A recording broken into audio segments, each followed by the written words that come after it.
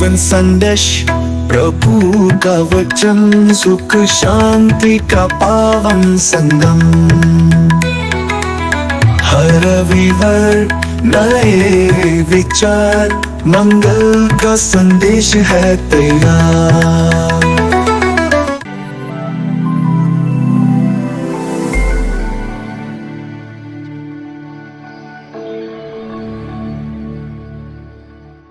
प्रभु यीशु कहते हैं, देखो मैं संसार के अंत तक सदा तुम्हारे साथ हूं।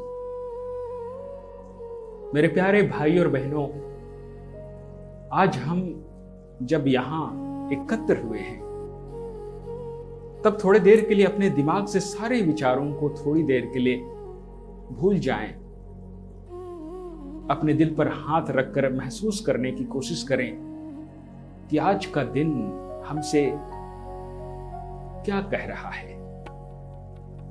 हम सबने जीवन में कभी ना कभी किसी ना किसी को विदाई दिया है। जब कोई हमारा अपना हमें छोड़कर चले जाता है तो वह अपनी पीठ मोड़ता है और वह आगे बढ़ जाता है।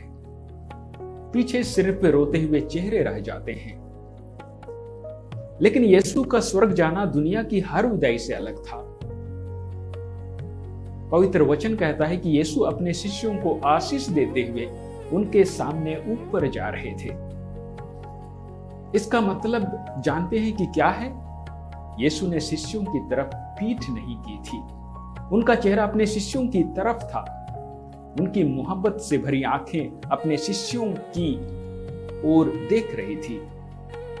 भले ही वे ऊपर जा रहे थे, लेकिन उनका हृदय नीचे अपने लोगों के पास ही उनके लिए धड़क रहा था। उन घायल हाथ आखिरी आशीष। जरा उस दृश्य को अपनी बंद आंखों से देखने की कोशिश कीजिए। यीशु ऊपर जा रहे हैं और उनके दोनों हाथ फैले हुए हैं। ये कौन से हाथ हैं? ये वही हाथ है जिनमें कीलों के गहरे छेद हैं। ये वही हाथ हैं जिनसे खून बहा था।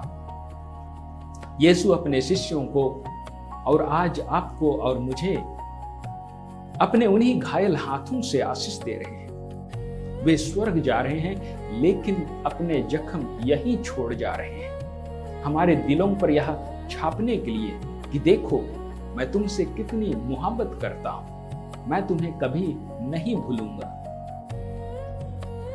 एक कड़वा सच। आज हम में से बहुत से लोग अकेलेपन के अंधेरे में रोते हैं। हमें लगता है कि हमारा दुख देखने वाला कोई नहीं है, कोई हमें समझने वाला नहीं है। लेकिन आज स्वर्गरोहित यीशु आपके पास आकर धीरे से कह रहे हैं, बेटा बेटी, जब तू रोता है तो मैं आसमान में बैठकर तमाशा नहीं देखता। मेरे जिन हाथों में कीलों के निशान हैं, उन्हीं हाथों में मैंने तेरा नाम लिख रखा है। तू अकेला नहीं है। यीशु आसमान में नहीं, आपके बगल में खड़े इंसान में है। जब शिष्य आसमान को एकटक निहार रहे थे तो स्वर्गदूतों ने उन्हें टोका, आकाश की ओर क्यों देख रहे हो? यह हमारे लिए भी एक चेतावनी है। हम अक्सर ईश्वर को बादलों में, आसमान में या सिर्फ चर्च की दीवारों के भीतर ढूंढते हैं। हम सोचते हैं कि यीशु बहुत दूर किसी ऊंचे सिंहासन पर बैठे हैं।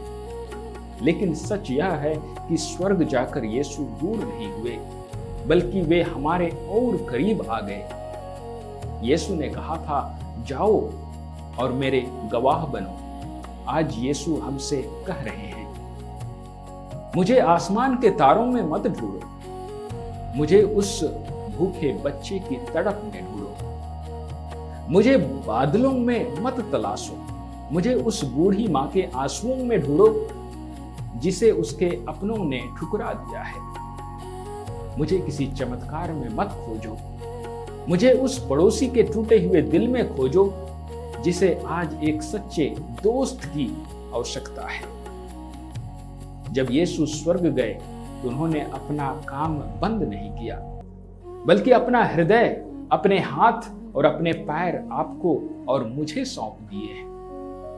आज अगर हम किसी रोते हुए को गले नहीं लगाते, तो यीशु का एक काम अधूरा रह जाता है,